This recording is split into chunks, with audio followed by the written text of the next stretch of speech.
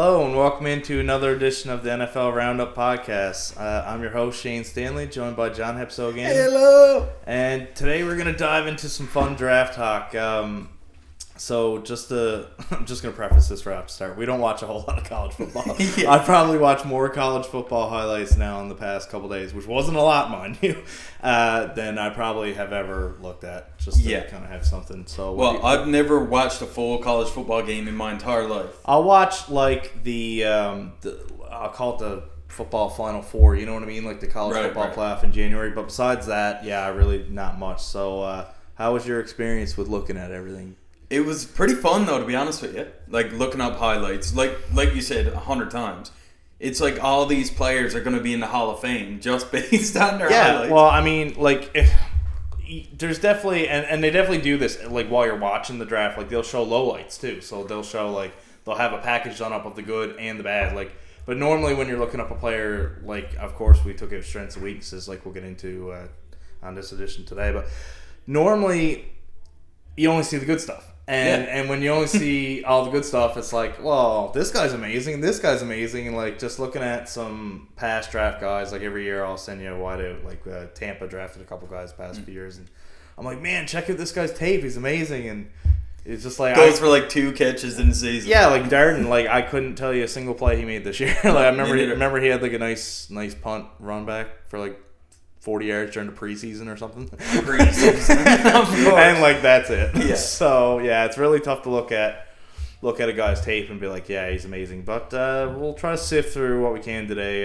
There's a few like scouting report videos you can find, sure, where the boys break down like strengths and weaknesses, and they'll tell you things like, yeah, they played in the Pac-12 or something, that's the stuff I don't understand fully. Like, I don't understand like, of course, you're like, if he plays at Alabama or Ohio State or something, like, okay, it's a power school. So, well, if you got a grade 12 student playing with the kindergarten students, he's going to look nuts. Well, but then when he gets up with actual good talent, and so it's probably a poor comparison. But these next 3 weeks leading up to the draft, we're going to lead up every Thursday now up until draft night, and then we're going to try to do a live draft show on Thursday. I believe it's the 28th is the first round. So I think so, yeah. We'll do a live podcast that Thursday. So leading up these 3 weeks, we're going to take a couple position groupings each week and dive into like the top 5, 10, 12 prospects of each different grouping. It's really going to depend on the position, though, because some we're just not interested in. Well, of course, this week we're getting into quarterbacks and wide receivers, but like we just talked about before we got on, looking at mock drafts and stuff, even up to multi-round drafts, it's running backs you don't see a whole lot of, tight ends you certainly don't see of, not early anyways. No.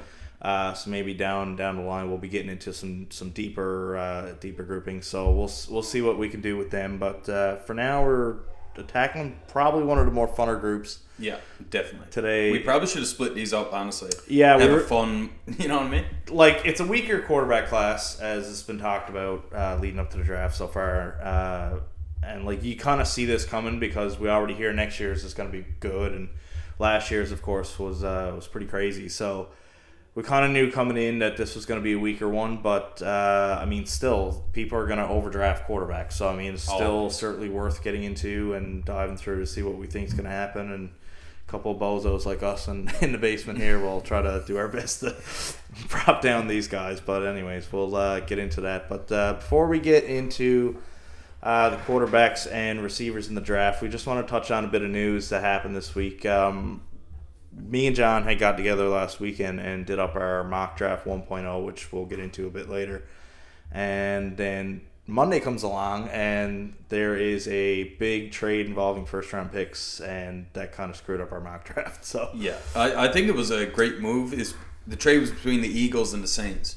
So the Saints got 2 first-rounders this year, the 16th and 19th pick, plus a 6th-rounder, which is pick 194. Probably irrelevant, but you never know. Brady was a 6th-round pick. The Eagles get the 2022 first-rounder, the 18th pick. So it was really a pick swap. Mm-hmm. And they get a 2023 first-rounder next year, along with a few other picks, a 3rd-rounder, 2nd-rounder, and a 7th. But ultimately, it seems like the Saints are moving up to get a specific guy here. Yeah, like, I mean, I like it for both sides because, I mean, Saints are in a weird place. Like, they're not in win now mode, but they have enough. Like, they have a good defense. Like, they certainly have a coach coming in now who, like, I mean, you see what kind of a short shelf life these coaches have now, where you can't come in and be like, okay, I'll just embrace a rebuild, or the Saints just aren't really in a place to completely start over. They're a middling team. You can't rebuild middle of the pack. You well, can't do it. Picking 16. I used to call this 8-8 purgatory because you're kind of stuck in the middle. You have a quarterback who, in Jameis Winston, he's talented enough to win games, and it's certainly a team and a defense specifically around you that's going to win games. But he's hectic enough to lose games. But he'll lose games too, and I mean they're not talented enough to contend, but they're not crappy enough, especially in a weaker NFC. They're gonna win games. There's no chance they're gonna have a top 5 pick. So what do you do? So, I think it's clear that they're the number 2 in that division. Sure. Yeah, so I mean, you got to give them props for, this is they're probably closer to contending. I'm doing the finger quotes because I don't see them being a serious contender, but I see them as a wildcard team right now because of how weak that conference is. So why not try to make a couple moves? They didn't have a whole lot of money going into free agency. Obviously, they've been in a bit of a cap hell the past couple of years, so this is the easiest way for them to do it. I mean, that coach might not be around long enough, like, if they were to lose a lot, When you start rebuilding, you're giving up your job.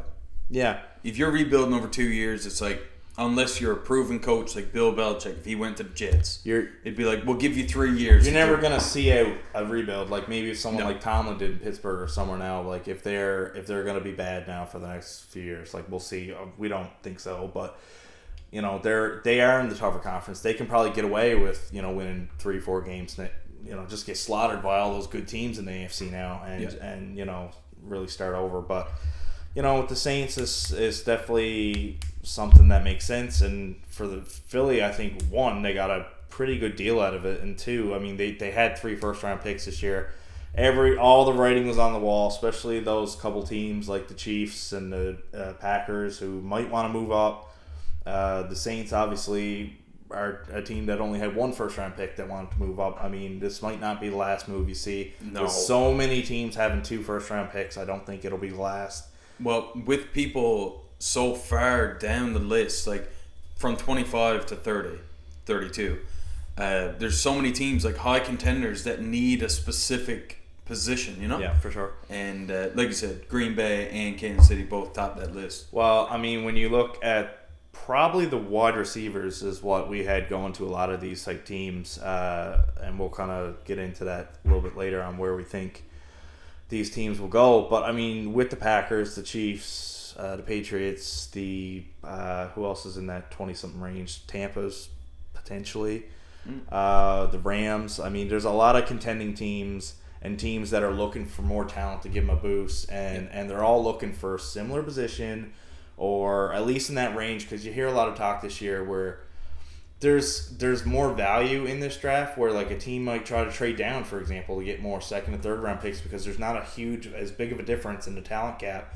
between, say, pick 12 and pick 32. I was hearing today, like, there might not be a huge gap between that. So if you're up in that range and you got 2 picks and you feel content taking 1, trade 1, get a first for next year, like Philly did, and of course, like we said, next year the draft is looking a little bit better, like early on. So, it might be a stronger draft next year. It might make all the sense in the world to try to restock for following years, depending on where the team is, of course. But these contending teams are definitely wanting to move up and get their guy if they see somebody. Yeah, Philly definitely has something in mind, because I'm thinking that they don't want to bring in 3 brand new starter level players because maybe they're only short at 2 positions. Mm-hmm.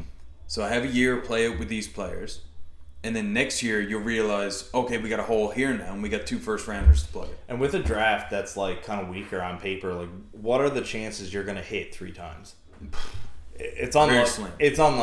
At least you kind of give yourself a chance. Like, we'll have quantity over quality, really, and then you got more bites at the apple to try to hit on something on one of these value picks, as I said, in the second and third round. So that extra third rounder they picked up, for example, you might get a similar player to what's in the middle, solid linebacker, middle solid middle corner. of the second round or the end of the first. So I mean, it's really a solid move for both teams. Like the Saints kind of want to do it to win and try to bump themselves up a little bit, and Philly's really, still comfortable. They still got 2 first-rounders this year. They got 2 firsts next year now. And a playoff team last year, so they normally and they're already a playoff team. They didn't lose a ton because they got the 3rd rounder back and a 2nd round in 2 years. So I mean, they really made out pretty well with this overall. And the Saints, like I said, are certainly better off going into this upcoming season. So definitely an interesting move and one. I'm glad we're seeing some movement here. Yeah, well, early. I mean, Philly's really been active the past couple years too, because they were in. I believe they were involved with the Miami San Francisco mess last year with a couple of the swaps that were made for the 49ers to move up to get Lance a couple weeks before the draft, probably a similar time to when this one went down. And you're starting to see that more and more, and I'm thinking we'll see some more on draft day potentially. Yeah. Of some of this even movement. leading up. Or yeah, I mean we're still 3 weeks out now, so I mean there's plenty of time for some movement. But yeah, it's a very interesting move for both sides, and one that messed up our mock draft, so we had to do some adjustments. Last-minute adjustments. That's right. But moving on, we got Stephon Diggs signed a 4-year, $104 million extension. Yeah, I mean that's a big move for Buffalo. Like they're definitely in win now mode. They're going all in. This is definitely a pay raise for Diggs, but I mean it's really not a bad looking contract when you really look at it, because it is it is an extension. So he still had 2 years on his deal. So all in all, it's 6 years for 124.1. Yeah. So when you break that down, it's quick math here. It's about 20, right? 20 and change. So that's not too bad when you look at some of the contracts that's been thrown around this offseason. It's pretty good value. Diggs is not going to be necessarily young at the end of that contract, so you can kind of front load that contract a little over the next few years, and then kind of worry about a bit of a miss later on if he gets older and falls off a bit. So right now, I mean, locks him in place. He's been really good for them. Their top guy. Great move. My favorite part about this is he sees Devontae Adams getting paid, Tyreek Hill getting paid. Stephon Diggs is in that conversation with the top 7, 8 receivers in the league. Sure. And here he is, and he takes, $7, $8, $9, $10 million less a year to stay. They can potentially sign somebody else this offseason.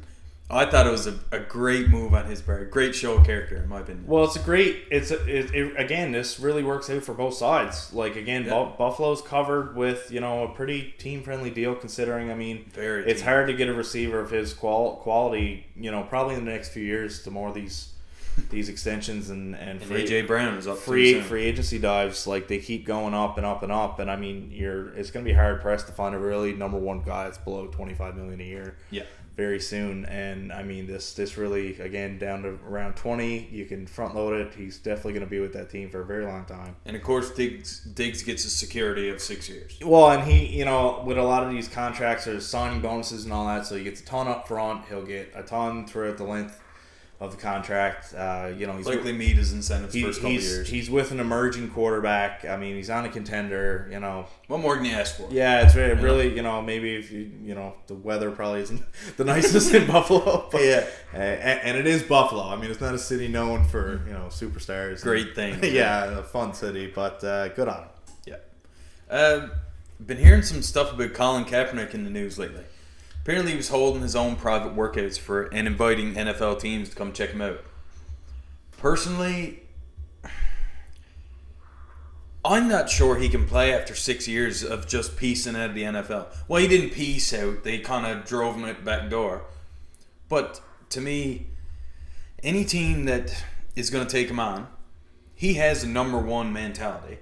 Right? That attitude. Oh, he definitely wants to start. Yeah, there's no doubt about it. He's not coming back and doing all this publicity to be a backup. Just for money, backup gig. Right. I haven't seen any of the tape, and I'm talking from, a place where I don't know anything about how he's doing right now, physically and mentally and all this, but I just can't see it. Publicity that it would bring to a team and distractions, I just don't think it's a viable move. It's definitely the distraction comes with it. Like, I mean, he's like, the way I look at it, and this is pretty much tells you what teams think of him. If he had enough talent, he'd be playing.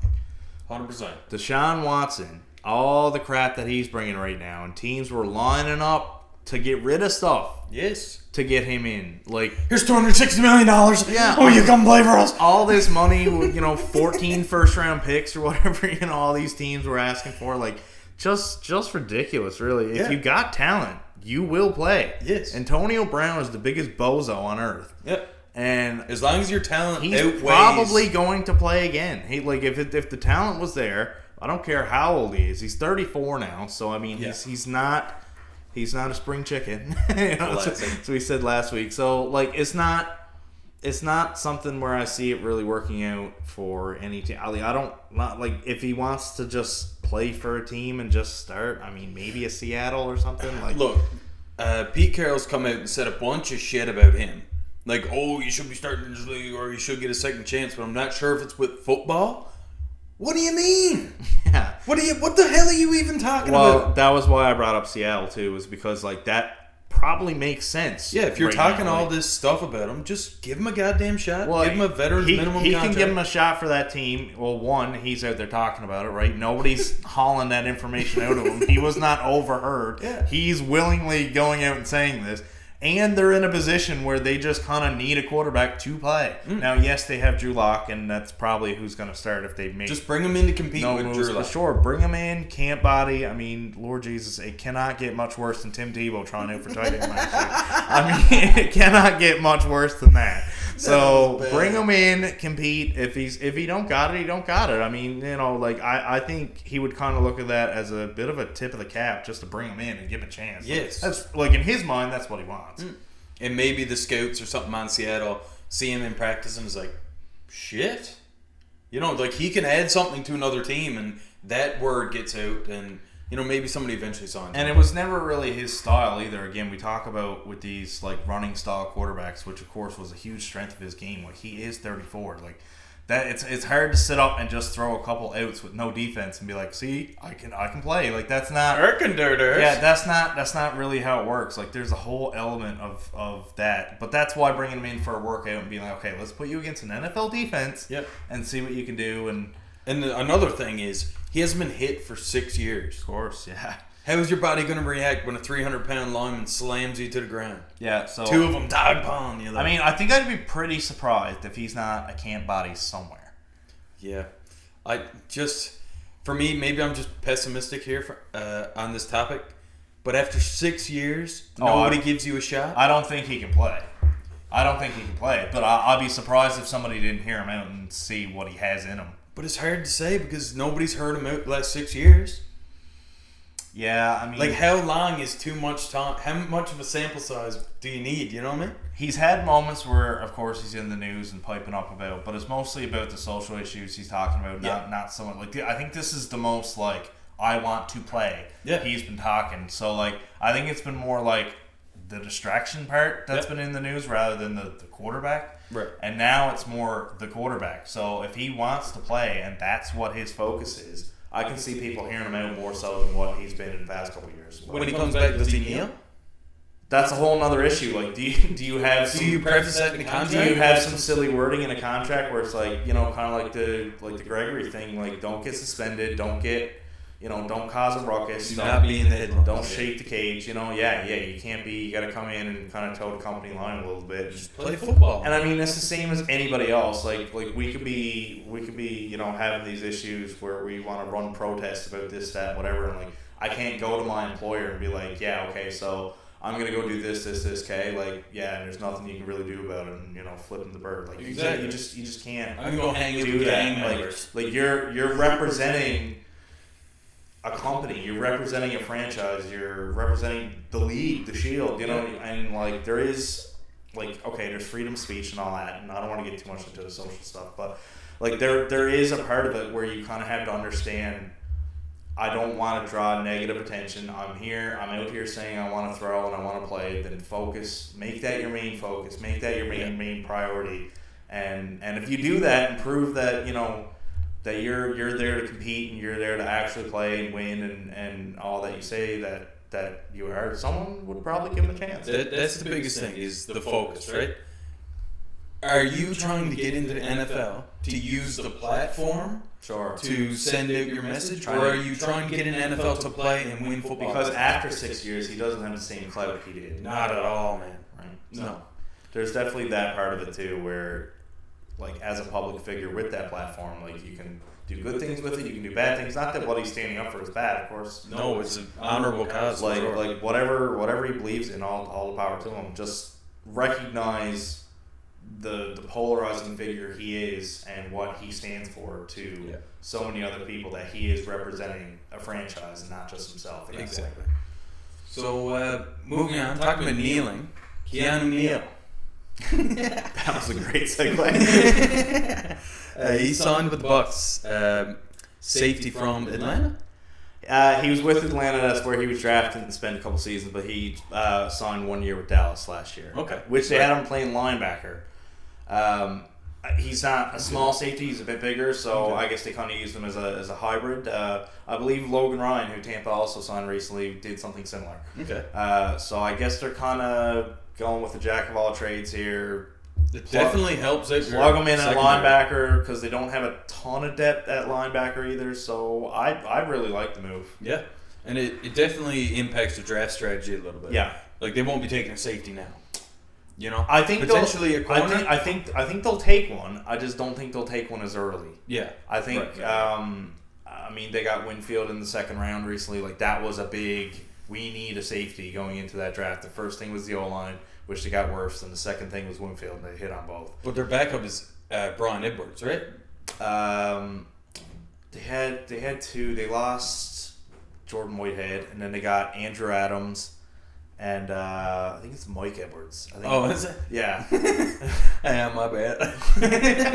It's but again, that's exactly it. It's not these big name guys. Don't even know his goddamn name. No, exactly. So I mean, is he gonna start and be a huge factor for the team? Probably not. Yeah, so, that's right. You look at what a stud Winfield is, and I think Winfield could potentially switch sides. I think he was kind of playing like center fielder roamer. I think he might be the hard-hitting guy because that's kind of what Whitehead was. So I think he's going to shift to that role, and they're going to look for somebody else to play like deep coverage. So I think between Logan Ryan, who again has like that corner mindset too, along with Neal, and he had over 70 tackles last year because he played linebacker, so he can hit. He's physical. It's not a bad move. My only concern with him being safety and bigger is, like, does he have the speed to really keep up? But again, the NFC is not littered with these crazy wide receivers right now, so it's definitely potential. Can you get away with these kind of makeshift 1 year guys who aren't what they used to be? Like, Logan Ryan isn't what he used to be. Should be solid, depth piece. Hopefully he doesn't play that much this year, meaning they're healthy and they do have other people to fill in. Yeah. But if needed, they were down to 5th and 6th corners last year. You can use them there. So between Neal, who can play a bit of a hybrid, and Ryan, who can play a bit of that hybrid role too, definitely some positive aspects coming out of a couple like depth signings for Tampa. And for sure, that's big should affect them positively come draft time. Yeah. So let's get into our positional breakdown here. Quarterbacks. We'll start there.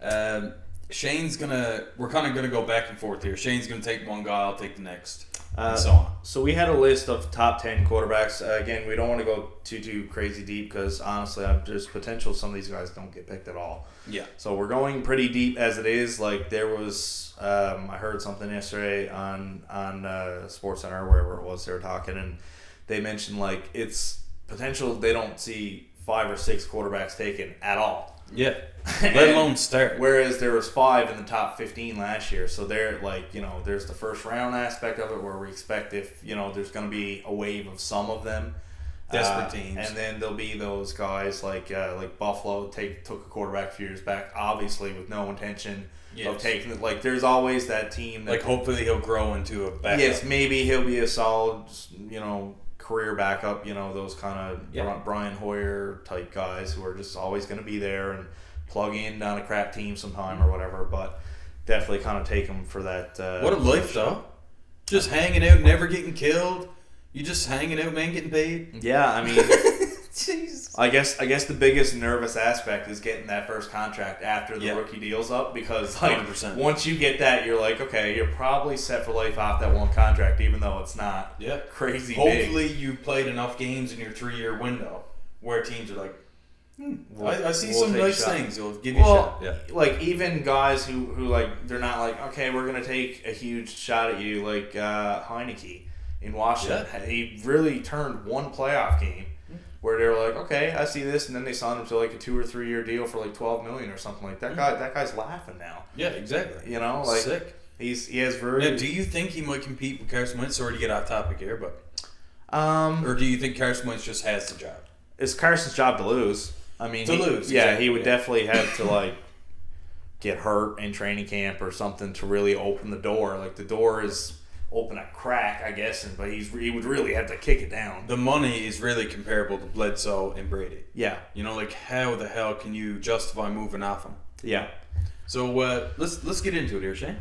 So just to run through the list we do have there real quick, and then we'll kind of get into the strengths and weaknesses of each. So we had Sam Howell, Kenny Pickett, Malik Willis, Matt Corral, Desmond Ritter, Carson Strong, Bailey Zappi, and pardon me if I'm butchering these names, E.J. Perry, Brock Purdy, and then Zach Cohen.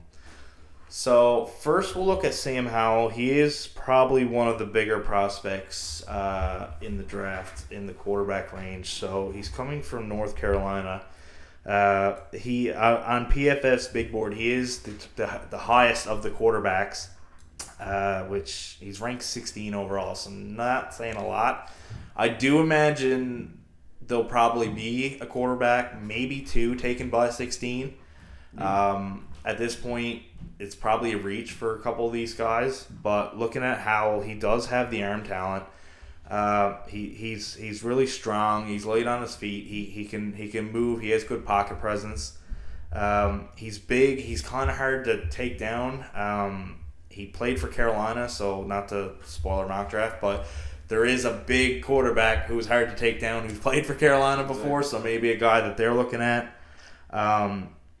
His passing game is hit or miss. It's not as consistent as you might want it to be. I heard he kind of got some mechanical issues throwing the ball. Yeah, like it's not as clean, I guess, as like when you look at a Patrick Mahomes, for example. Like, you say, wow, that's talent. Like, I don't think that's there, like that wow factor. No.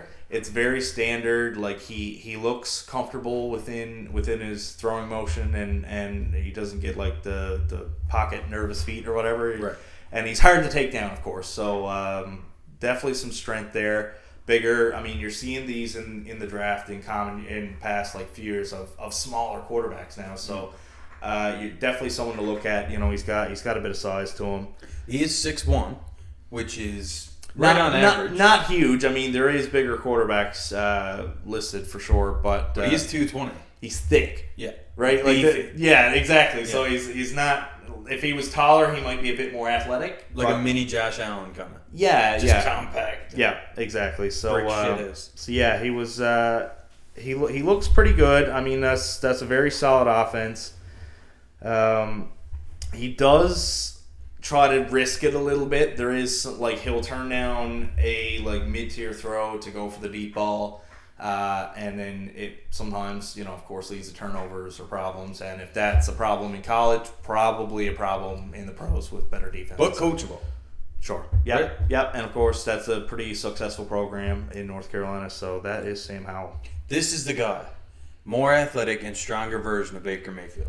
Yeah, that was the comp for me. When you look at a comp like that, I mean, anytime you see Baker Mayfield in current day as a comp, you know, not good. But he was the first overall pick, so same thing. He won a playoff game. He beat Big Ben. He obviously had talent and looked very good coming out of college. So, you know, Sam Howell is along that lines too. But again, good to see that it's more athletic and stronger, and he does have that running option too. And of course, hard to take down, so he might bowl over a few guys too. Yeah. Be fun to watch. Mm-hmm. So getting into our second guy here, Kenny Pickett. To me, this guy may be one of the top quarterbacks here. Even though the rankings don't really say it, it's interesting because like he might be the most difficult QB to evaluate in this draft, just because he was in college for 4 years. He had 3 very average production years. Yeah. And then randomly exploded. Right? It doesn't make any sense to people. But it could be just because of the roster. Maybe they got some good wide receivers finally. Maybe a good offensive line. But, other than the production question, he gets a little jumpy in the pocket. Facing heavy pass rush, and you're going to see that in the NFL. And especially if he gets drafted high. Probably going to a junk offensive line. Yeah. It's going to be tough, Yeah. Kind of an unconventional throwing motion, but we're seeing that more and more in the league now become popular with Stafford, Mahomes, Aaron Rodgers, these kind of guys. I'm not putting them in that conversation, but just the throwing motion, the sidearm, they kind of just do their own thing these days. But he is a good scrambler at extending plays. Mm-hmm. Pass rush is coming. He got a good sense in the pocket, so he can leave pretty quick, make a big throw. High football IQ, can dissect the defense. Cover 2, knows where the holes are going to be. Send his receivers there, changing the plays at the line. And he's his accuracy is great at all levels, short, intermediate, deep. Yeah. He's a big play guy. Kind of plays, might be looking for the big ball a little too much, might lead to turnovers. But ultimately, I think he's a home run pick for somebody like Pittsburgh or even Atlanta if they can get another weapon there somewhere. Well, again, I don't, not to again get into our mock draft, but we didn't have him as the first quarterback taken. No. We did have him going a little bit later. He is the first round grade according to us. So again, I totally agree. His arm strength is right there. Like I find with him, the best plays I've seen from him is like a 15-yard out towards the sideline, right on the money, lots of strength, gets it there quick, on time. That's kind of what you want to see, especially going into the NFL, because you're not always going to have the big bomb there. That's right. So you kind of want to be able, obviously, the closer, the shorter to medium, intermediate passes. Or no, he's not Mac Jones. No. He's not just all short. Yeah, check down Charlie or anything. Exactly, but you want to be able... actually, his comp and even reminds me like his stature and kind of like his presence was Joe Burrow light. It was what they had there, like a lighter version of Burrow, and just a bit of that just confidence. But you say he could be a bit jumpy sometimes, but usually when he's confident and he's got the strength and to really get it there. Let him rip. I really like for the most part what I've seen for him. Like, he's 6'3", too. His biggest con was had it written here that it was a one year wonder. So we don't know, is that sustainable? Not always going to be a hit coming out. Of course, you look at someone like Trevor Lawrence this past season. Sorry, if you look at that season in a vacuum, you're like, okay, that guy's not that good. But again, with the bad team around, now the advantage he'll have is he's not going to go to the number 1 overall team, right? Exactly. So he's not going to... He should go to a team with some building block around to establish, hopefully somewhere with, some sort of weaponry. He should be able to step in. I expect whatever team takes him, he should at the very least compete for a day 1 starter. Definitely like what I've seen from him. And, he has the ability to scramble a little bit if needed. So overall, I must say I do like what I've seen from him. So we'll see what kind of team gets around him. But definitely expect fluctuation in production, just based on the team. It's not like Brady where you just put him in, take some guys out of the stands, and you could win a game. This is not what we're talking about. Yeah, I think it's building blocks a little bit.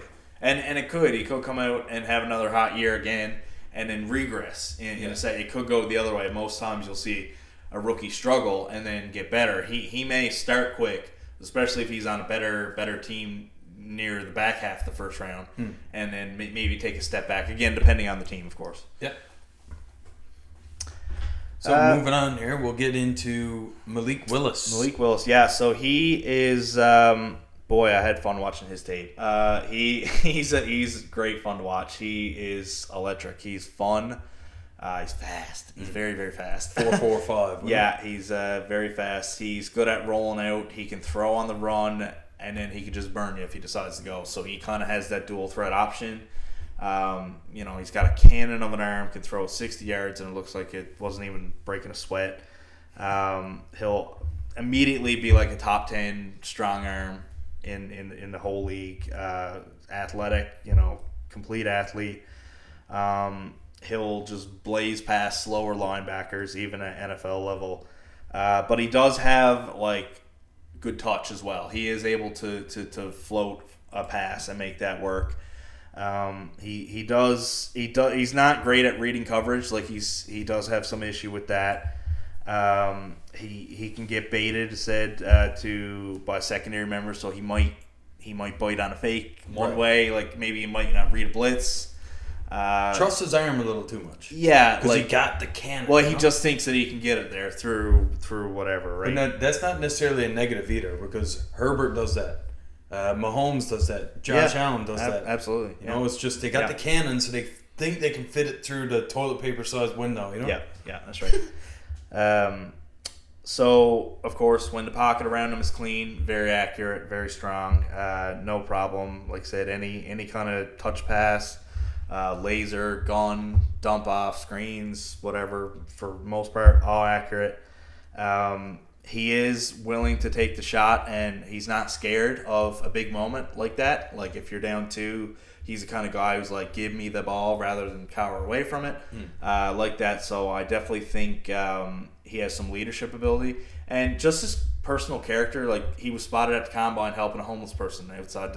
He seems like he has a good character too, for what it's worth. That was great to see, actually. And I think NFL teams, because playing quarterback is not all big talent. No, it's just as much about character and leadership as it is what you can do on the field. Yeah, absolutely. I think he'll be a great pick for somebody. Somebody who's willing to get into the dual threat game, Yeah. Not have a standard prototypical pocket passer. I mean, I imagine a comp for him would be Lamar Jackson. I don't want to put him on that pedestal fully, but I do even with the arm strength, Jackson does have the arm strength and the ability to throw it deep. And sometimes it's effortless. It causes turnovers. Just a quick wrist flick and 40 yards downfield, or when he really wants to throw it and heaves it, 60-70 yards without any struggle. Nuts. So that it for Malik? Yeah. Okay. That's all I had on. So we got, coming up next, we got Matt Corral. I believe he was ranked number 1 at the site that we were looking at, NFL Draft Buzz. Mm-hmm. Right? Yes. Matt Corral, he's 6 foot, 200 from Ole Miss. Not the greatest size, Russell Wilson size, but Russell Wilson's one of a kind. You're starting to see now with Kyler Murray, just an electric player, but how many hits can you take, with a small body like that? That's just one of the questions with this guy, durability. He's a dual threat. He can run, he can extend plays, he can get out of the pocket, make somebody miss, and continue downfield for a first down. You got an above-average NFL arm, so you can make all the throws. He's great release, nice and quick. Get it out of his hands to a quick slant or a quick out. And off platform. I was watching some videos of him, and he's running, man, and he's jumping off 1 foot, and he's just letting it rip, man, on a wire, right? Yeah. And it's very impressive stuff, very athletic. But there are some questions here about deep ball accuracy. A lot of the big shots that I saw him take is a receiver's running 2 or 3 yards open, which is huge in NFL. That's all you're going to get. Oh, right? by NFL standard, yes. And the ball's underthrown, so the receiver got to turn back, catch the ball, and then take a massive shot to the chest or the face, right? Mm-hmm. And kind of puts his receivers in a tough position. But other than that, like I mentioned, durability. He didn't throw at the combine because of a high ankle sprain. So that kind of gives teams questions. He could have potentially inflated stats due to Ole Miss offense. Because past few years they haven't been running the ball so much, just because I guess they got solid receivers and tight ends and so on, right? So we'll see with him. He does need to improve his decision making, just based on his 2020 season. He had 14 picks in 10 games. Wow. Which is not acceptable. Between 1 to 2 a game on average. Not acceptable. There's multiple games where you have, more than one. Yeah, but in 2021, he dropped down to 5 in 14 games. That's a great improvement. That is phenomenal. So if he can continue on that pace, then that won't be a question at all. Yeah, I think really the big thing that sticks out is the size, obviously. But we're seeing that more and more in today's NFL too. But I have his comp here as a stronger arm Jalen Hurts. So shit. He's an athlete. There's no doubt about that. Like I said here that he was an athlete who just happens to play quarterback. Yeah. Right? So it's like he could do it all, he has a good throwing motion.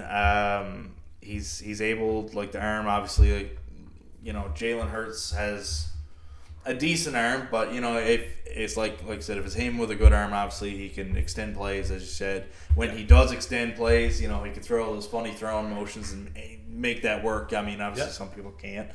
And just able to make big throws with strong arm, as short to middle tier should obviously be pretty good. The one thing I saw was an issue too was all of his throws were just lasers. There was no touch. Yeah, there was no variety within. All of his throws were kind of just gun passes, and it wasn't necessarily throw through a brick wall. Yeah, and that was kind of his style, I guess. Where you kind of like to see, okay, like I said, if you're throwing it deep, a little rainbow pass, or well, you need.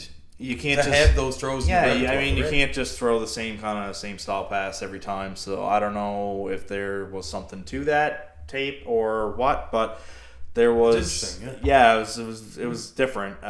Just something worth pointing out. But again, for me, the biggest red flag says the size, and then the size leading to injuries. Yes. So whether or not he can stay healthy, as you said, probably hurt his stock a little bit, not being able to throw at the pro day and combine and all that. Yeah.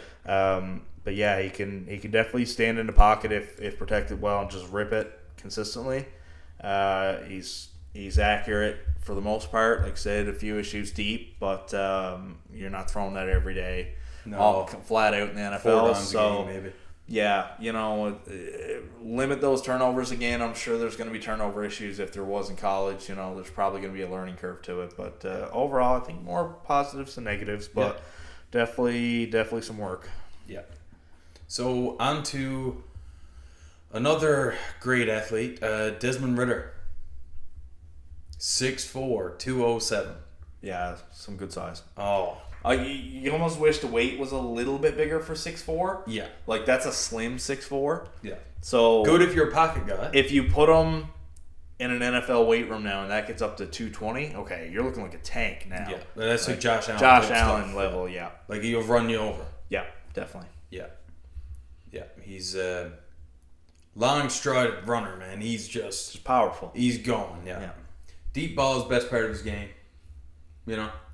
High confidence player.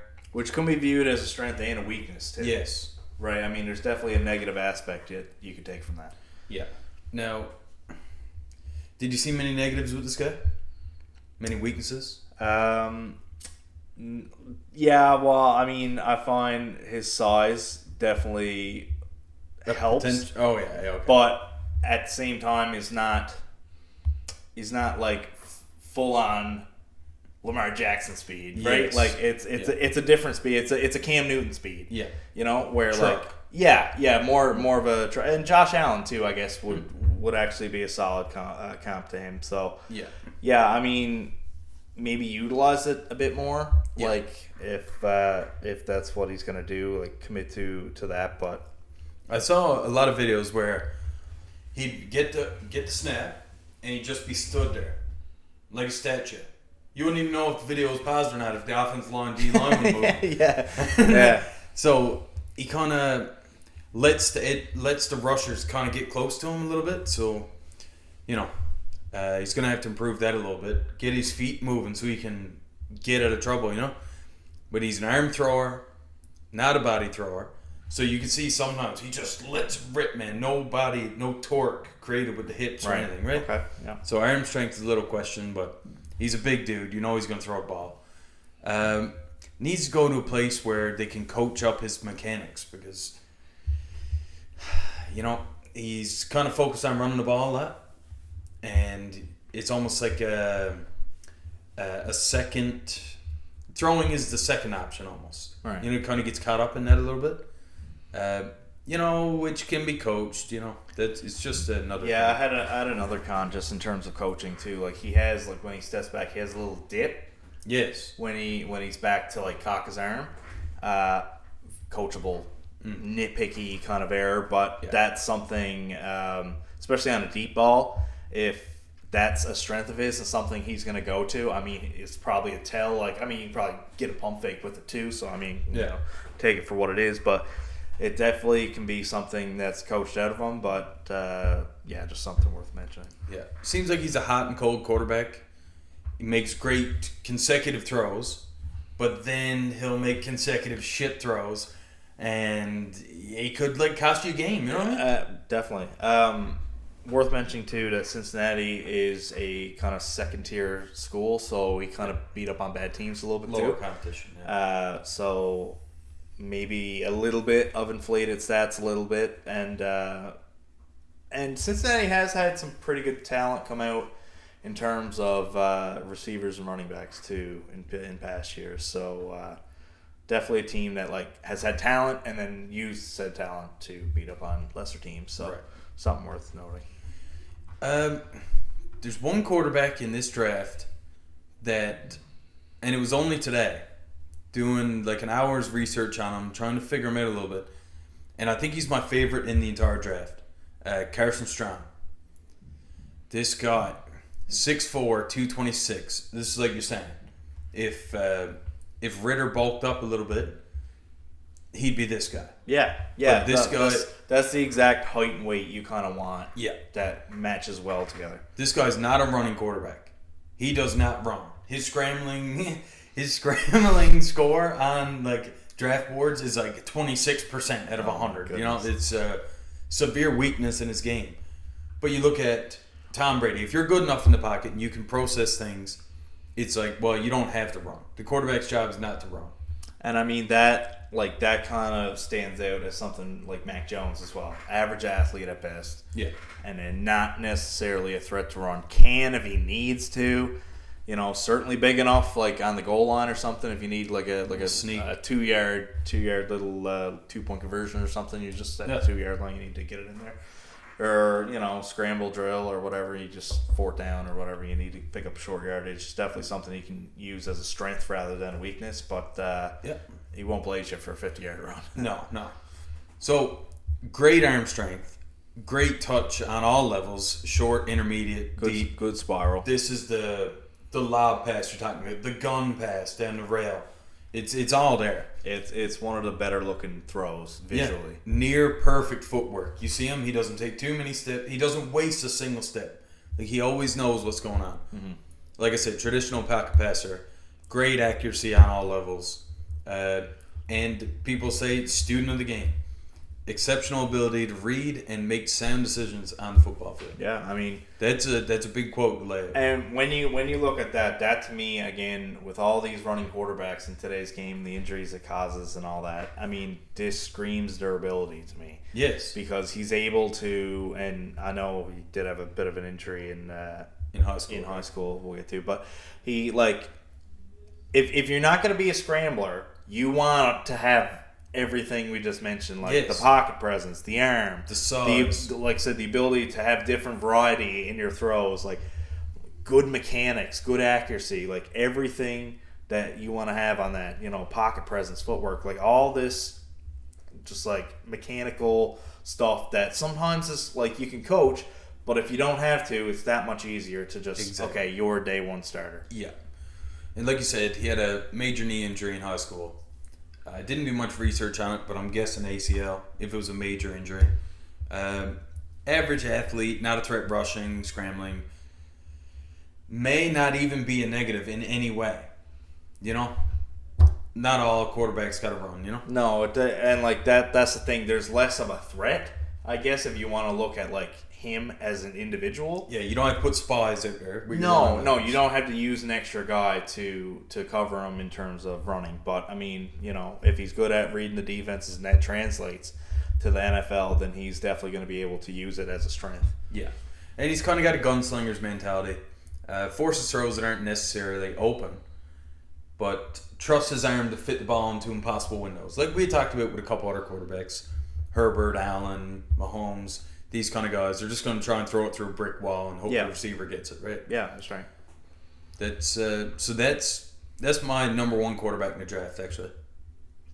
After today, I moved him up. Good, yeah. So next we got Bailey Zappi.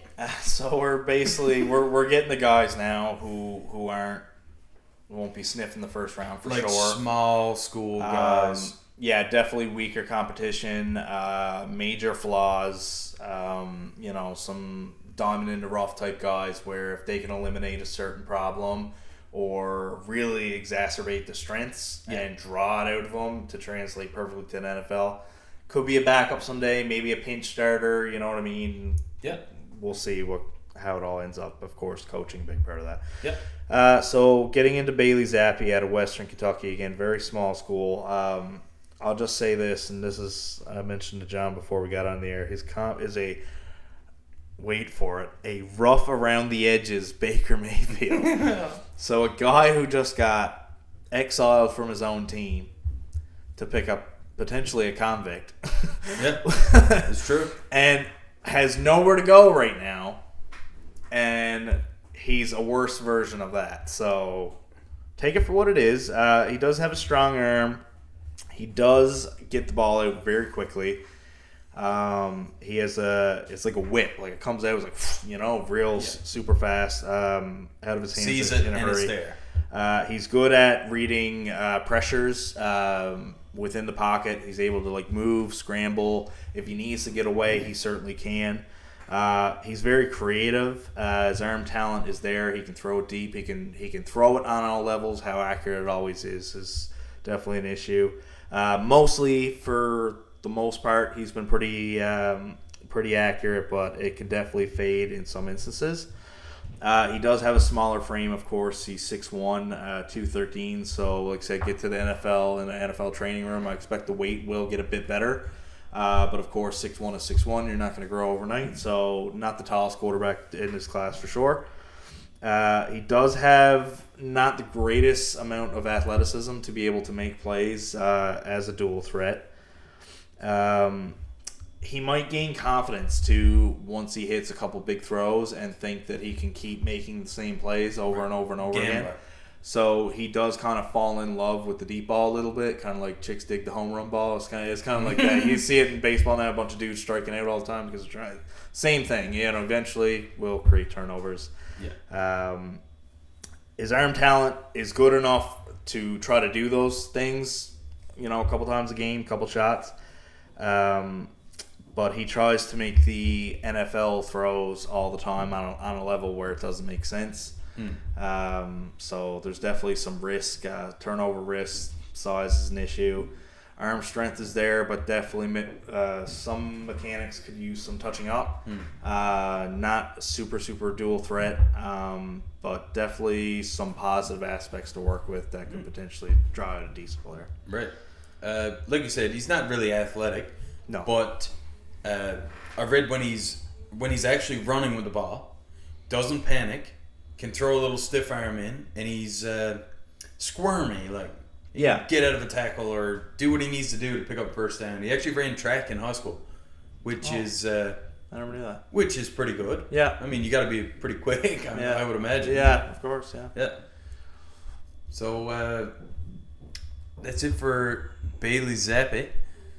I don't even know if that's how you say his name. Yeah, it could just be Zap. It could be Zap. Could be Zappy. Could be Italian.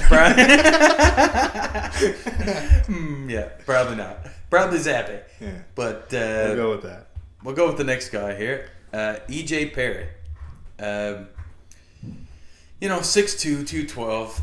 He's kind of your average guy, He went to Brown, which I don't even know what it is. I've never heard of this college ever in my life. I think it's a really smart one, like Brown University. So I've definitely heard of it. Whether or not it's for football reasons, I don't think so. Yeah, I think probably it's more so just like it's just a smart people. Brown like shit. Their football program. Hopefully that's not this guy's career. Yeah. Yeah, really hoping not. We're wishing you the best, E.J. Perry, from the NFL Roundup podcast, buddy. Hope you have a good career, man. Come on. Wish you the best. Yeah, so very good athlete, 4.65 in the 40, and has 35-inch vertical. That's a hell of a lot more than me. He's a dual threat quarterback. Good accuracy, but excellent accuracy on short timing routes. Gets the ball out quick, doesn't bail on a play to get out and run. He's patient in the pocket, waiting for the routes to develop a little bit. But he did play at a small school that I've never heard of, like I mentioned earlier. Could explain the hype or production. He's inconsistent downfield passer. Throwing a deep post, he might overthrow you by 10 yards. He might underthrow you by 5 yards. It's very inconsistent. Lacks poise in the pocket when facing pressure. A lot of quarterbacks deal with this. He backpedals in bad throwing situations. And he's got small hands. He's got the Kenny Pickett issue, right? Yeah. In the rain. I also had that as negative. In the rain, you don't know. Kenny Pickett wears gloves. I don't know if this guy wears gloves or not. But even gloves. Like, I played a fair bit of football in the rain. And even my gloves still slips off. You know what I mean? Yeah. And I don't know if that's going to be an issue for either one of these guys. But ultimately, it is used as a negative here in the draft side of things. Yeah, I mean, there's elements of his game I like. I mean, he's, as you said, he's very good athlete. He's broad. Is a very big frame. He does throw with good accuracy. He's very competitive. Was a note on him. He's extremely competitive, regardless of what the score is or who the opponent is. Not every quarterback, you see that in today's NFL, they get down, to get pouty, bit of diva in them, so that's good to see that he's always competitive. It does say that he has some versatility, some Taysom Hill in him. So not a guy you probably expect to pick up on your team and be, a starter in day one and go, but definitely someone who could end up playing special teams for you, could end up doing a whole myriad of different things for your team. Not necessarily just quarterback play either. I think I looked at his draft profile, and scouts were actually looking at him as a wide receiver and not a quarterback. Yeah, I mean, like Taysom Hill, they're looking at put him at tight end now. I don't think he has the size for that, the frame of him, but who knows? I mean, you get in, you put on some bit more weight, some more muscle, you never know. Yeah, that's right. In terms of weakness, mechanically, he has a really slow javelin type toss, so when he's throwing a deep ball, he'll really reach back, and it could be prone to fumbles and whatnot. So you got Von Miller coming off the edge. He's quick to either jump out and start running, or just kind of Brady it and just kind of turtle and fall down and get hit. Protect yourself, yeah. And his footwork is a negative, so it creates a bit of a delivery issue to a certain degree, and throws off the timing, of course, with some routes. So this is a diamond in the rough. Has the athletic ability to really turn into some sort of gadget player. Yeah. He has some upside. I don't imagine we'll ever see him become a starter and any kind of threat to championships. Yeah. Okay. Shane's all-time favorite quarterback. Yeah, I was watching, and we had it wrote down as my sleeper pick just because I was watching a game, and again, we don't watch a whole lot of college football between us here, but I did manage to come across a game. I can't remember who the opponent was, but I know that they had a ranking, and his team Iowa State did have a ranking as well, but it was much lower. Right. So it was a good opponent he was playing against, and he impressed me with what I saw. Like he was more of a pocket guy in the game that I've seen, although he does have some great running ability. He is an athlete. He's very accurate. Like I said, he had the arm strength to really make middle tier throws really good. He did have good teammates, though. I will say he likes utilizing the tight ends. A lot of his highlights had a lot to do with some good players he played with. So I'm not sure now in terms of his school where they rank against other schools in terms of opponent and whether or not he was playing weaker opponent. I think that might play into it a little bit. But I definitely like what I saw out of him, his poise and just presence. Like he looked like a leader, looked like the guys were engaged in the huddle. He really had control of his offense. He really has a good, strong arm and can make deep plays if needed. They weren't a really deep play offense, like I said, with the utilization of the tight ends and running backs too. Probably limited weapons. Yeah, it was not your run and gun, high flying offense by any means, but he has the ability to do so. In terms of weaknesses, he's not, again, very big, very typical with the last couple guys, 6'1", 212, so not a very huge guy by any means. He does need to improve the touch passes, as we said, again, with a couple guys. Like he can gun, he's got the arm strength, sometimes that becomes a liability in terms of falling in love with it. Doesn't always, I found a lot with this tape too, like he doesn't always give his receivers a chance to catch and run. I found a lot they were catching it and then they were able to get caught from the back, or they had to turn around on a deep route and then kind of catch it with their back to the corner. Could be prone to hits, fumbles, you name it. So injuries, and of course with the marginal height, it's kind of hard to say that he'll not. There's some injury risk there. I did see him scramble a lot in his. He did have some running ability for sure. Yeah, like some rollouts and he can throw on the run quite well too. So that is something that is a strength of his game. That not only when he rolls out, he can run, but he can throw as well. Yeah, the thing that caught my eye as soon as you told me, and while Shane was over we were talking the other night on a teams meeting. We're going through the mock draft kind of thing, and we were mentioning a couple quarterbacks there, and Shane mentioned him, and he's like, yeah, you should go check him out. So I went and watched the highlights, and the very first highlight was just full-on blitz coming at him, and he's just stood there as if he's alone on the field, and he's just bouncing. And that's that poise I'm talking about. Yeah. Like, he was there, he was not scared of that moment, and not hindered by that defense. Like, he just looked calm and collected back there, and that's obviously he just like feels positive. The push of the offensive line and just moves away from it.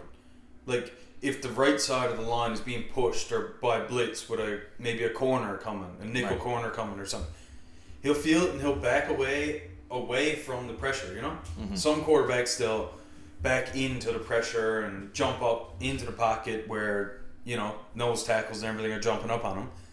But this guy, phenomenal feet in the pocket, an escapability kind of deal. It's there's a lot of good things that caught my eye here. Great anticipation on posts and corners and slants and outs. It was just it was good to see. But like you said, there's some decision-making issues, and perhaps that is lack of talent. Yeah, I mean, obviously against a smaller school compared to some of the other guys, so there's definitely, again, like all these last couple, just rough around the edges, try to really get the positives drawn out, try to eliminate some of the negatives when it comes in. Like I said, it's my sleeper pick. I love watching him. Like I really think he has potential to do something. What it is, I don't think it's as much as, like I said, a tool guy where you can just kind of plug in and maybe one day he'd be a backup, and perhaps that is the ceiling. See how much. So hard to say whether or not it'll translate to the NFL, but yeah, probably like a 3rd, 4th, 5th round pick, probably. Yeah, I mean, I fully expect. You usually see these, like he might even go to a contending team. He's the kind of guy that'll get taken on. Like again, Buffalo took one a few years back. Jake Fromm. Jake Fromm, the Buffalo took with obviously no intention of him starting over Josh Allen, but so you may see a team that already has a quarterback in place kind of take him and just kind of see what they can get out of him, but it won't be early on. Yeah, it could be Green Bay. I hope not for Rodgers' sake. I don't know who he would be like the backup for. Would it be Rodgers or Jordan Love at that point? Who knows? All right, to our last quarterback here that I have no notes on. I honestly know nothing about this guy. Zach Cohen. You got anything on him, Shane? Well, that tells you how much I knew. I had Jack Cohen. Christ. Yeah, I probably goofed my notes here. Yeah. All right, so Jack Cohen. Yeah, well, he is. Sorry, Jack. He does have good accuracy. He's athletic. So he has a bit of a zip on his ball. Like he has some power in his arm. Good touch. So he's able again to have some variety on his passes. Sees the field very well. So when the play breaks down, he tends to be able to perform the scramble drill as well. So there is a bit of a dual threat there. At least being able to turn a negative play into a positive play. He's for the most part accurate in immediate to short throws. He has good anticipation. And he has a good ability to lead his receivers to an open spot even when they're covered on deeper throws. Okay. So throw them open there. Yeah, throw them open. So of course, which is even harder on deeper throws. So yeah, strange he could do that, but then has some issue in the lower stuff. But so for the most part, pretty good stuff there. But in saying that, he struggled with decision making sometimes. He has had a turnover issue. He has some weakness with pre-snap recognition of defenses, which is terrifying to see. If you're an NFL franchise, if he's having that trouble in college, the NFL, the way they disguise blitzes and stuff, that has just disaster written all over it. Well, you look at Bill Belichick against rookie quarterbacks. Oh, it's like disguising blitzes, disguising drop zones. And well, like Tampa sometimes, like they'll drop Vita Vea and like rush the safety, like just stuff you don't see in college, right? Yeah, so, exactly. He needs to improve his touch at all levels, short, mediate, and deep, and knows when to gun it instead of sometimes using his touch. His touch sometimes will slow down his throw and lead to turnovers. And he sails throws to the sideline. Sometimes he overthrows towards the sideline.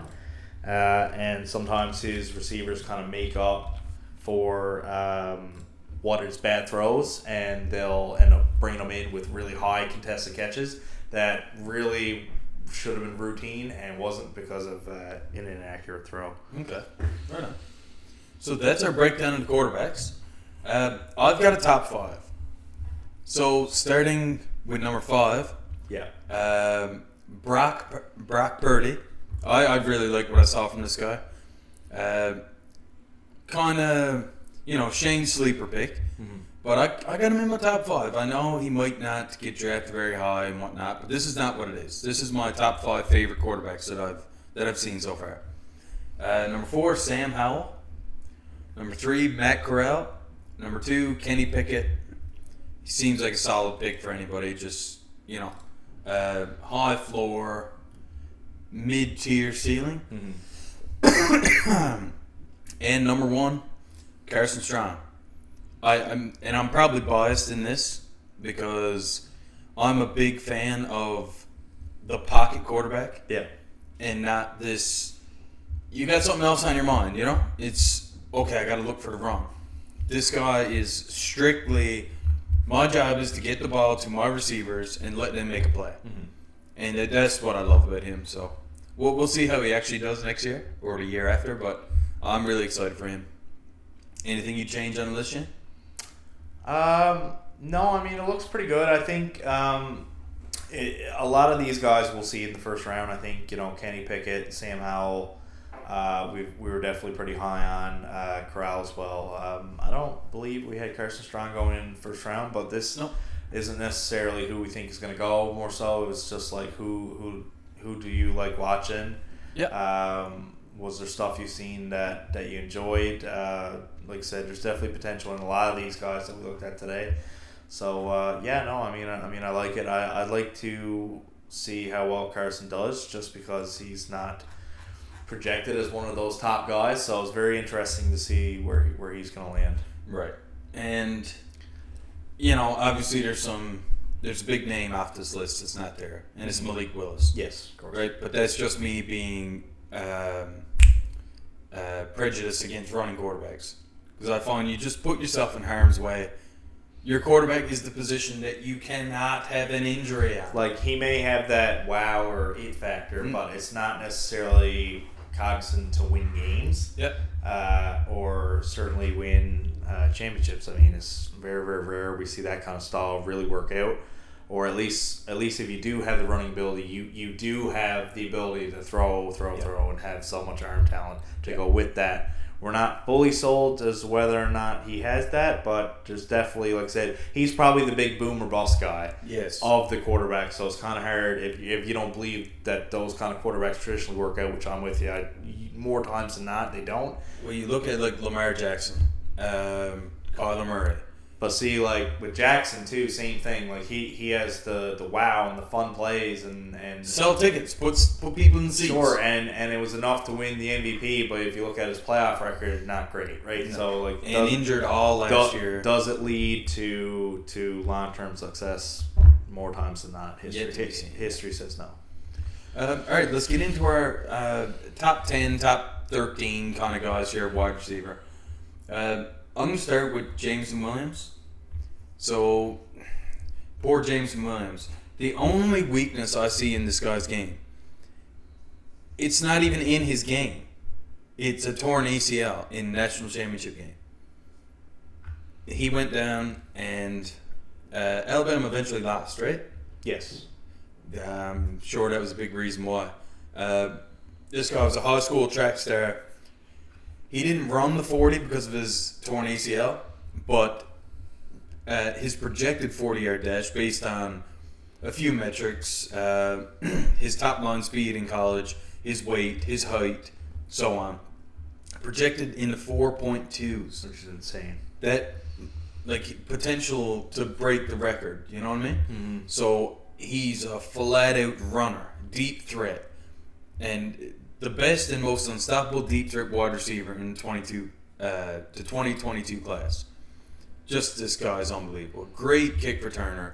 Blows by defenders in either press or drop coverage. Even though he's a small guy, he's weaselly. Like, he'll take a jab step to your left on the outside of the boundary.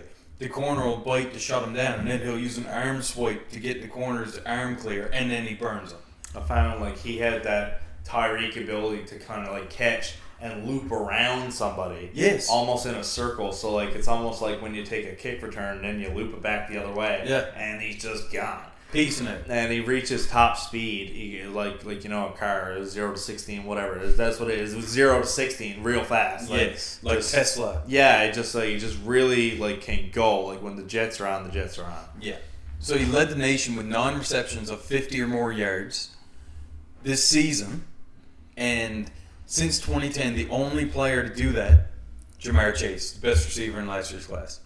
So that's rare company. But again, the torn ACL is probably the biggest injury in sports, especially football. Other than the Achilles, maybe.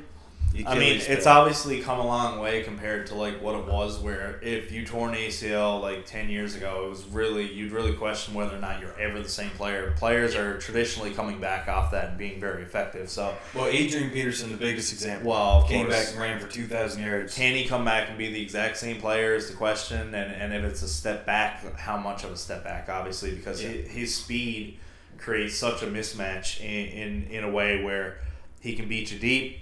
He can take a screen pass and it ends up going, or he could it aids his route running so much in a short rapid movement that you can't catch him. So on all levels, like a mid cut, can't get him. A short screen is always dangerous. A deep pass, he can burn you. He's a deep threat at 5 yards. Yes, he absolutely can beat you on every single level, and it's just like whether or not if his speed isn't quite up.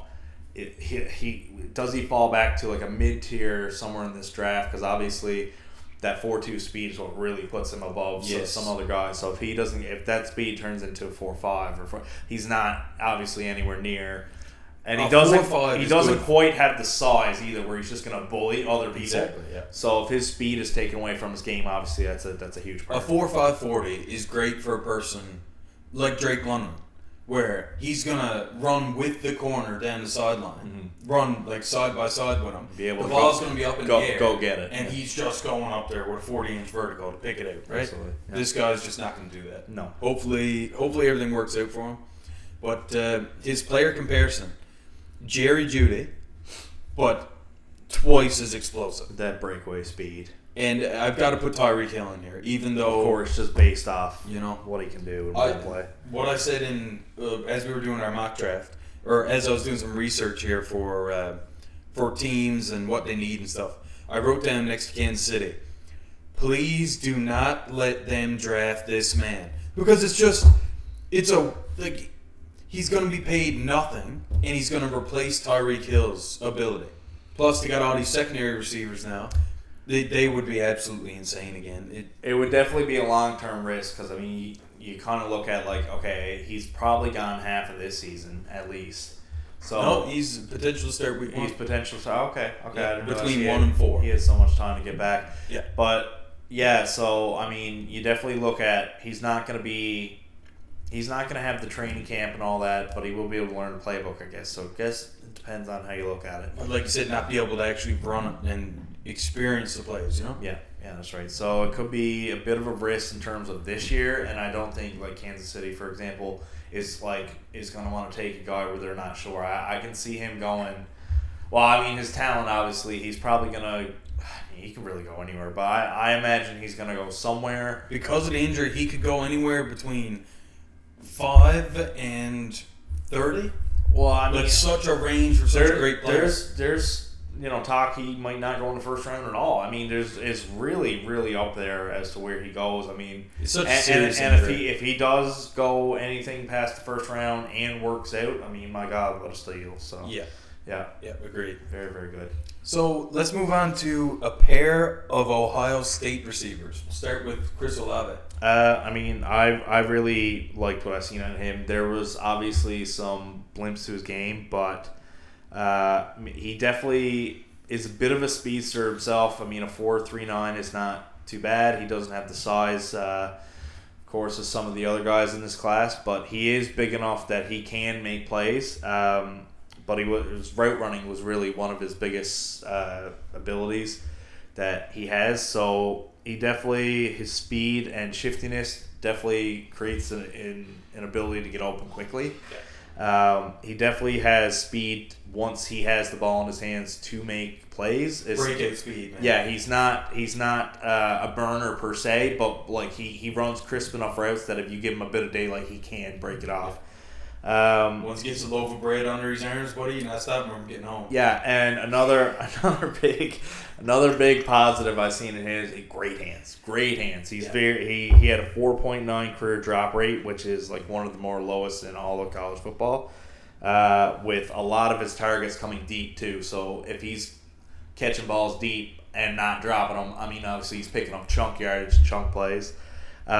He's not as dynamic as some, like Williams, for example, where he's just going to go downfield and just burn people for 60, 70 yards all the time. But he's not strong in breaking tackles. He's only broken 10 tackles on 176 catches. So he's not good if somebody's on him. Like I said, if his route running creates the separation, he's got 5 yards space. He can go. But if he's able to create the separation early on during his route, he can certainly make a big play. He's a little bit tinier than what you'd want for his height. You like to have a little bit of more meat on the bone. So, like I said, especially in the run game. Yes, having a jet sweep or an outside handoff or a screen. He seemed very uninterested in blocking. And as we'll get into with his teammate, he didn't necessarily maintain the number one guy status in his senior year. So we'll move on to his teammate then. Well, just a quick note, Chris Olave. I get his player comparison Brandon Cooks or Marquise Brown. Yeah, I mean Hollywood Brown. Cooks is, even just watching him run, I mean, I could definitely see some Brandon Cooks in him. Yeah. Just, he could blow the top off your defense. Nice possession receiver, right? Yeah. So Garrett Wilson. Slightly smaller guy, but he played on the same team as Chris Olave, of course. 188 is 40 dash time. Essentially the exact same as Chris Olave, 4.38. Yeah. Phenomenal speed and acceleration off the line. Great running after catch. And it's tough for DBs to bring him down. He'll break arm tackles. He'll squirm out of a wrap-up tackle. He's like a safety blanket type receiver for the quarterback. Mm-hmm. You know? Like Chris Godwin, for example. If he's in the middle of the field hanging out somewhere, he will find an empty space in the zone where Brady can just zip it to him, right? Yeah. So he's that kind of guy, and an absolute surgeon running routes. Great at running routes, but like we mentioned in the last receiver, he's not going to block in the run game. Like, just seems uninterested. I don't know if it's just Ohio's. Maybe it's the coach is just not pushing enough discipline on these players. Well, they're very close to the same height and weight too, so I think that kind of handicapped them a little bit. That neither one of them were really, really big guys. Yeah. So you could definitely see that as a weakness for them. Yeah. For sure. Sometimes concentration is the issue. Like, you know how some guys take their eyes off the ball and look at the defender coming to get them? Yeah. And then end up dropping it? Mm-hmm. He tends to do that a little bit. Like I said, his size is maybe one of the biggest disadvantages. He's probably going to have issues against press coverage, going against Jalen Ramsey, a massive corner, strong as hell. He's just going to body him, and perhaps put him on the ground, you know? It might be rough, but my player comparison, DJ Moore and Deebo Samuel in a way. I mean, two very, very solid, steady NFL players. So, I mean, you can really see now, too, like, looking at his weaknesses as to why they played well off each other. Yes.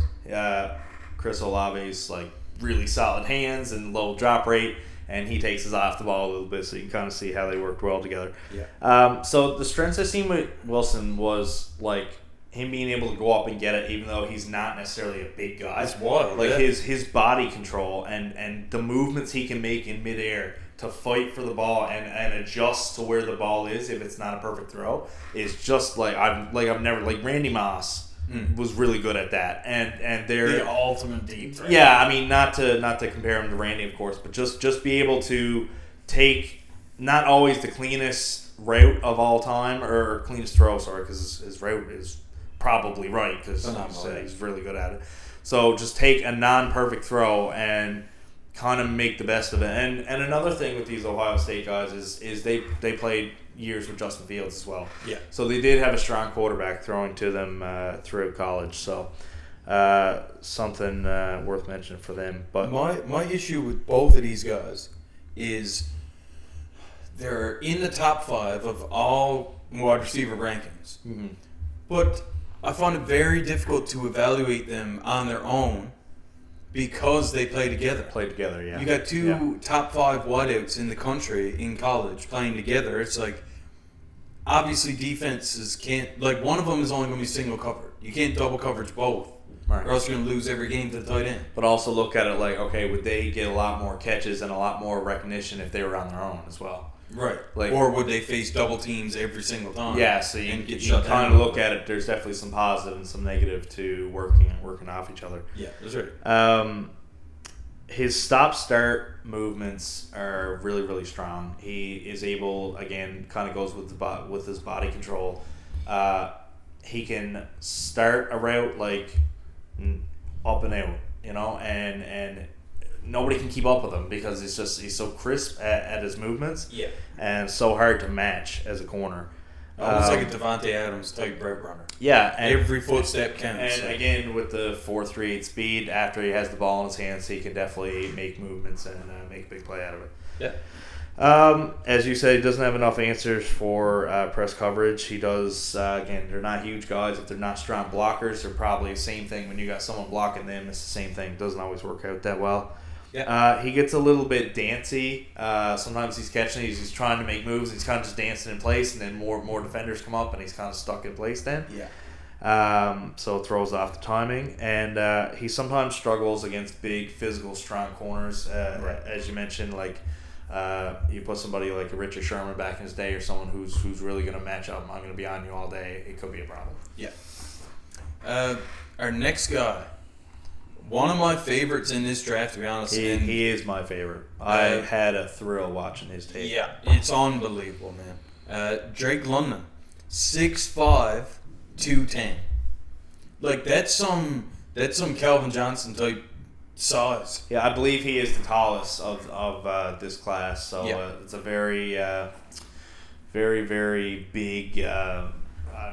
As in terms of a comp, I mean, I kind of look at him like a Mike Evans type a little bit, like the way, I can see that. Like when he's battling up, just dominant at times. When there's a ball up in the air and he's going up for a contested ball, it's crazy. If it's a bad throw, it's almost a good throw. Well, he made bad throws look good. Exactly. Yeah. Take a negative play, turn it into a pass. Absolutely. Like you mentioned. Yeah, there's definitely a lot more like disastrous plays going up in double coverage. Sometimes it's already a contested ball, and then you got a safety coming over the top too, and he manages to come away with it. Like and gets a foot in bounds. Some plays I had to go back and watch it 2 or 3 times just to see how it was even possible that he got it. Yeah, and he's doing it in real time. It's just phenomenal. Some of the contested catches he made. So, here are my notes. Plays like a man against boys, because that's how it is. He's just over everybody, especially even some of the top corners in the league. 6'3", 6'2" are going to have trouble with this guy. Yeah. He's a very effective deep threat, and he uses his arms to gain separation opposed to top line speed. Like most big deep threats in the league. A very tough blocker in the run game. Can chip blitzers and get into his route quickly. Consistently beating press coverage just with his size and athleticism. He's top-notch at going up and get it, like we mentioned. Outstanding ability to find empty space in a defense. Sitting in a zone, get here, like safety blanket thing, you know? Yeah. He's just going to be there, you know? Potentially the best receiver in the draft. You know, he has that potential if Jameson Williams kind of falls off. Yeah. Well, I think like his catch radius and again body control, like you like to see in these bigger guys, top notch. I mean, literally cannot beat. As you said, a lot of the corners are mirrored in height, so not a lot of 6'5" corners out there. He's gonna have the size matchup. I mean, fades. How do you stop that? He's gonna be a big red zone threat by all account. He could even come in and play tight end. Oh, he could be on the line in a run game situation. Yeah, absolutely. And block consistently, He doesn't have the breakaway speed some of the other guys do, just because, again, purely of his height and size. He's not going to be as quick as some of these other guys. He did have a season-ending broken ankle in October. Of course, that does hurt his... hurt what he needs, I guess, to play. I mean, receivers need your legs, obviously, so not a good thing to get hurt. And he does have the ability to drop passes sometimes. He had 8 drops of 96 catchable targets in 2021, so he does have 10% potential to drop balls sometimes, even though, like I said, he does have that big catch radius, and some of the catches he does have are crazy and he shouldn't make, and then there's some that he should make that he don't. Yeah, and I'm sure a couple of those drops are him going up over somebody, catching the ball, hitting the ground in the bench. Well, that's the funny thing about that stat is what constitutes as a catchable ball, because like some of the ones he is going up catching isn't catchable. Shouldn't be at all. It shouldn't be catchable, and then he makes it catchable. So. I got lack of acceleration just because of size, like you said, off the line. Yeah. Not very quick, but he does have hand movements, strategies to knock corners off and press coverage. And he's so big, it's hard to jam him. Yeah. My comps are Terry McLaurin or a taller version of Keenan Allen. Like, you're dealing with some serious talent here. This is a valuable pick for somebody in the top 10. Yeah, I don't think he's going to be around very long in the draft. He should be taken very, very quickly. Yeah. All right. Next, we got Alec Pierce, who was also like a very similar style, Yeah. They say he's an athletic freak. Combine scores were off the charts for someone his size, 6'3", 208. big body. 40 time, 4.41. Outstanding, right? Mm-hmm. Explosive off the line of scrimmage, can dominate man and press corners. Great catch radius with elite jumping ability. I think this guy had a 42-inch vertical.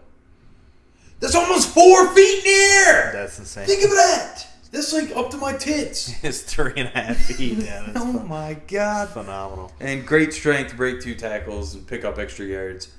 Able to box hit defenders like a basketball player. You know, he'll just sit there, back you out, and again, fades, red zone threat. I mean, he's one of the taller receivers. Again, got pretty good weight, or decent weight for his size. Yeah. Just a great outside receiver. Something a couple teams could use that are got those quick, shifty guys. Just that kind of different type of pass catcher. He did play in the slot a little bit too. He did, so he can move even though he has the size. He can Evans does sometimes. He'll move inside regardless of his size. Yeah. One negative was he had a lack of production compared to most of these top level receivers. He had 52 receptions, 873 yards in 15 games, which is 50 yards a game. 60 yards a game, 3 to 4 catches. Yeah, that's not many catches. It's not, but you can see maybe his yards per catch is there. It's about 16 yards a catch, which is not bad at all. That's pretty solid actually. He has concentration issues sometimes. Turns to go upfield before securing the catch, like we talked about earlier. Yeah. Tends to round off routes, and has run a limited route tree. But obviously, this is coachable in the NFL. Speaking of coachable, I just wanted to touch on 2 other kind of tidbits. He does have experience playing on special teams, so that's probably something coming into the NFL that would be required of him depending on where he is on the receiver depth chart. And very, very good blocker and willing to do so. So, but it sounds very coachable. Tough player. Big guy. As you said with Olave and them earlier, a little bit smaller. This guy can certainly block and will help the run game too. Comparisons for me, DJ Chark with Jacksonville and Donovan Peoples-Jones. He was with Cleveland, right? Mm-hmm. And now he's pieced. I believe he's still there. He's still there? I believe he's still there, yeah. Because Landry and them left, so I think he's one of the top guys there now. So, it's it for Alec Pierce. Jahan Datsun. Shane, you were really high on him. I really enjoyed watching his tape as well. He really went up and made some weird looking catches. He kind of had, for a guy who's not very big, he was able to really go up and make plays for just phenomenal body movement and the way he can go up and frame himself in a certain ability for a guy who's not that big and strong. He can certainly go up and make plays. 5.2% drop rate, which is just, again, tops of college football. 1 every 20, yeah. Very, very good hands. Very good route runner. He don't waste a lot of motion. He don't waste time getting to where he's got to go. Very, very strict in the way he runs routes. Very good vision when he has the ball in his hands. Again, this could be very good on special teams. Could run back kicks. He did have some experience with that in college as well. And of course, breakaway speed once he gets going. Phenomenal speed. Returning kicks and stuff again, of course. If he gets going, he gets going. Yeah. So just quickly onto the cons, and I'll let you get into it.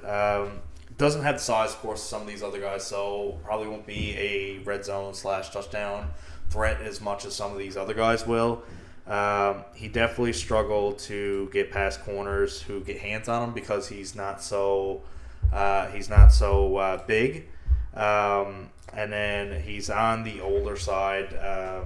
He'll be 22 on draft day, and sometimes these guys are only getting 2-3 seasons and they're coming out. Right. Okay. I've got a comp. Tyreek Hill, like deep threat potential. A speed guy, beat you down the sideline. Yeah. Or Deontay Johnson. Mm-hmm. He's Ben Roethlisberger's safety blanket, man. The last few years had over 100 catches. I really enjoyed watching him this year, so it's a pretty solid couple comps. Yeah. Like I said, he's tied for the most 20-yard touchdown plays this season with 11. So, he's former track star in high school. This guy can run like crazy. Yeah. Jahan Datsun. Remember the name. Next, we got Treylon Burks. He's 6'3", 225, big body, 4.55, 40-yard dash. The ultimate big body deep threat receiver. It's similar to Drake London. He's a bit smaller, not as dominant, but pretty good. With the ball in his hands, he can break away from defenders down the sideline. Extremely good balance, very versatile. He's used all over the field, inside, outside, jet sweeps, screens, etc. Very similar to Deebo Samuel in that way. Mm-hmm. Can take punishment and can dish it out, right? Routinely makes spectacular catches for using his size, length, and strength. Not as good in the block game as you would expect. He kind of seems uninterested a little bit. Similar to Wilson and Olave, but you wouldn't think with the size, right? No. You figure he could come in and do that, but he's not as fast at the combine as they expected. They expected about 4.4, but he's 4.55. Acceleration isn't there. It takes a while to get to his top speed, especially if he's running to go on the outside and the corners, using his hands to kind of slow him up. He won't reach top speed. And he doesn't give 100% on every play. Like I said, with the run game and stuff, it kind of seems like a lack of interest to me. Yeah, it definitely takes plays off.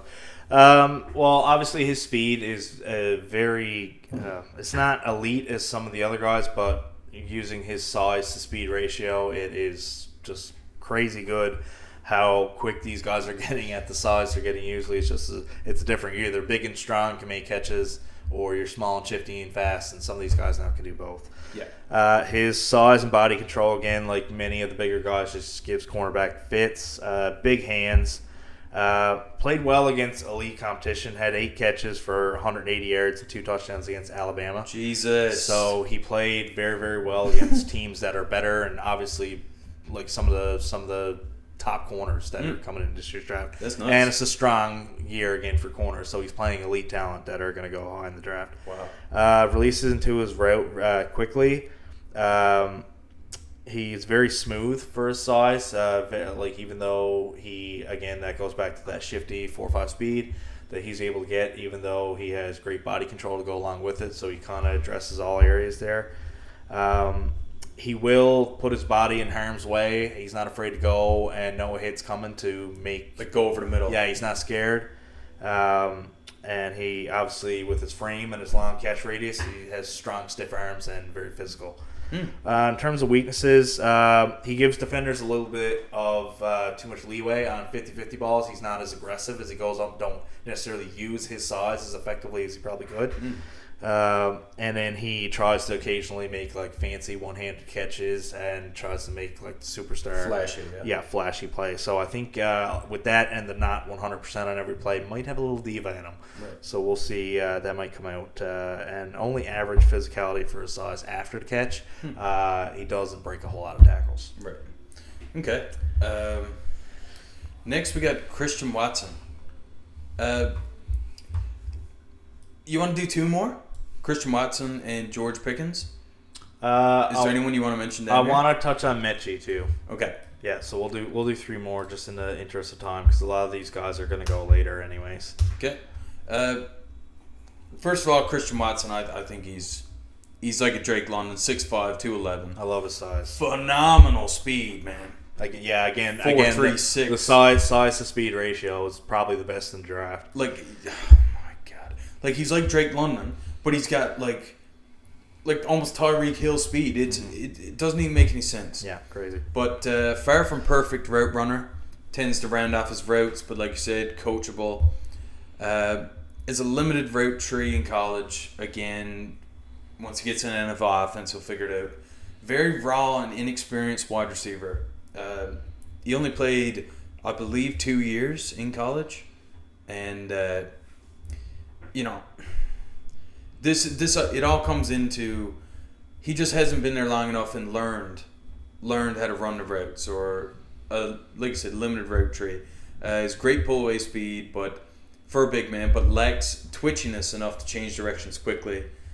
Quick double moves inside. Maybe an issue. Good, not great hands. Had an issue with drops. He had 16 in 4 years throughout. Throughout 4 years, he had 16. Yeah. But he just had 2 in 2021, so he improved. Super athletic, great speed, great size, elite kick returner. I would love Tampa to get him. Yeah.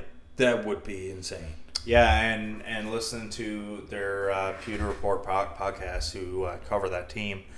They're very high on him, and they think they can get him in the second round. They don't think he's going to go very, very high. They think for some ungodly reason he will be left there a bit later. But they might make a reach for him in the first round. No, on our mock, we did not have him going in the first round either. So there's potential. This is a really good steal. Yep. In the second round, definitely a day 2 guy. I fully expect him to go in round 2 or 3 for sure. I don't expect him to slip too much further than that. Right. Great hands, of course. Good height. I mean, has the speed to break off and really make big plays. Competitive player. Never misses an opportunity to jihad his opponent a little bit. Yes. So watch that in NFL. See him barking a little bit in highlights. Yeah. He definitely can run his mouth a little bit. Above average strength. He'll have good contact. He'll be able to use his body again, frame his body really well when going up to get a 6'5". Hard not to. Looking at the negatives, he can be caught playing high and more physical cornerbacks. So usually he won't use his size fully as good. He doesn't have the weight necessarily on him with the 6'5" frame either to go with.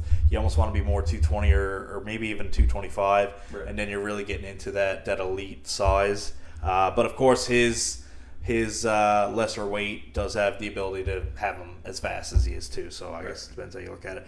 And he's inconsistent as a blocker. Again, the weight might have a little bit to do with that as well. Right. My comps: Devontae Parker, T. Higgins, or DJ Chark. Moving on to one of the weirdest kind of receivers in the draft, in my opinion.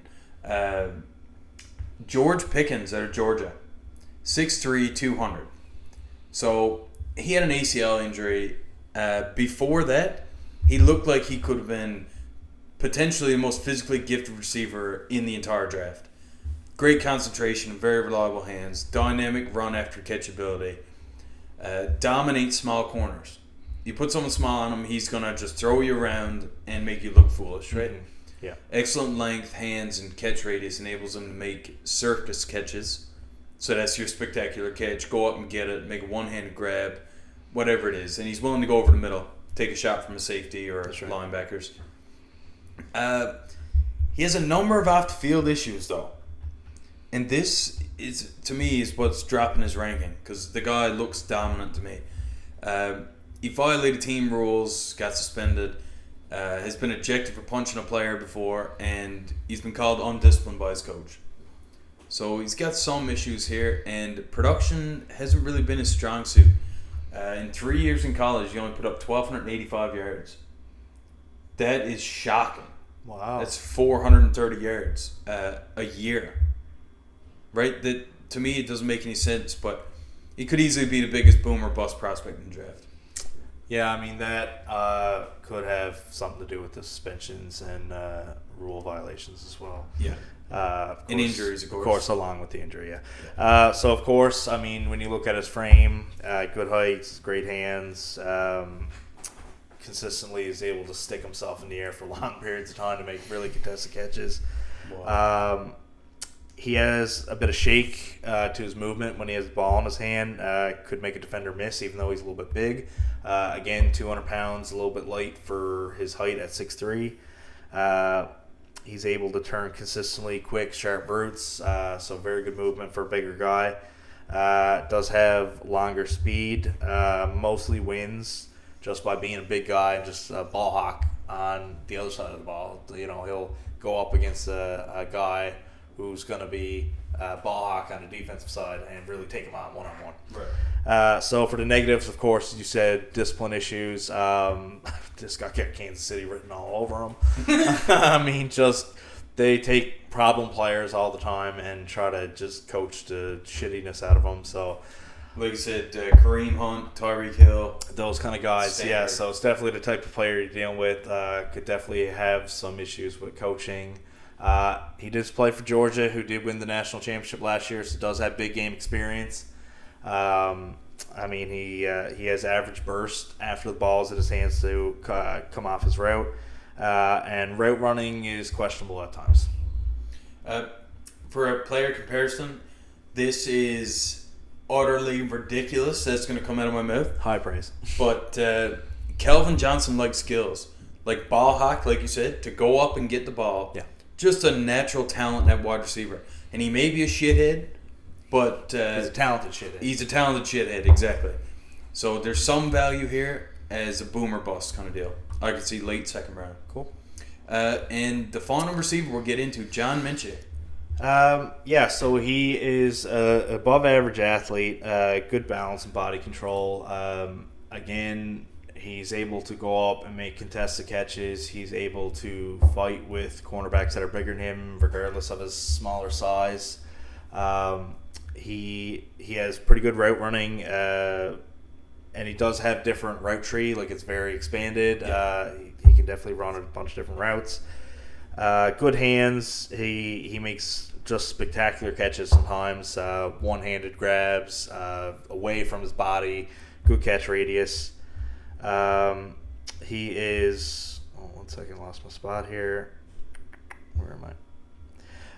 Flashes the ability to make defenders miss, create yards after catch. So he's able to come out of a catch, and he can pick up speed.